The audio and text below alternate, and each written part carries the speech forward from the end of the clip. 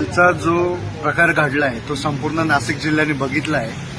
नाशिकमध्ये गेल्या 10 ते 12 दिवसांपासून 15 दिवसांपासून 4-5 घोडे फिरतायत, जे काळ्या रंगाचे असून त्यांना डाय केलेली आहे, असं माझं स्पष्ट मत आहे.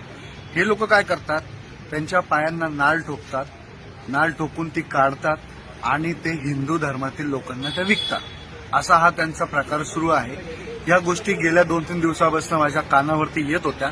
जशा जशा ते मी त्यांचा फॉलोअप घेतला, काल मला ते एबीबी सर्कलला मिळाल्यावरती मी माझ्या पद्धतीने त्यांचा समाचार घेण्याचा प्रयत्न केला आणि त्यांना समजूत घालून तिथून काढून दिले. पोलीस देखील त्या ठिकाणी दाखल झाले होते. परंतु आज देखील पाथर्डी फाटा परिसरामध्ये एक घोडा अशा अवस्थेत आढळून आला, ज्याला नाळ ठोकताना आपल्या काही कार्यकर्त्यांनी बघितलं, काढताना आपल्या कार्यकर्त्यांनी बघितलं आणि विकताना देखील आपल्या कार्यकर्त्यांनी बघितलं. ताबडतोब मला फोन केला. त्या घोड्याला अंबड पोलीस स्टेशनला घेऊन आलो आणि पुढील त्यांच्यावरती गुन्हा दाखल करण्याची कारवाई आता सुरू आहे. म्हणजे अतिशय अमानुषपणे आणि कृत्य हे यांचं सुरू आहे. असे त्या घोड्याची परिस्थिती जर आता बघितली तर मागील पाय इतका मोठा सुजलेला आहे आणि खूर ज्या ठिकाणी खाली खुरांना खिळे ठोकले जातात त्या ठिकाणी अक्षरशः चाळणी झालेली आहे. तर हे थांबवावे आणि जे अत्याचार त्यांच्यावरती केले जात आहे यांच्यावरती आळा घातला पाहिजे, असा आमचा संपूर्ण प्राणी मित्रांचा आक्रोश आहे आणि त्यांच्यावरती आळा घालून योग्य ती कारवाई त्यांच्यावरती केली गेली पाहिजे.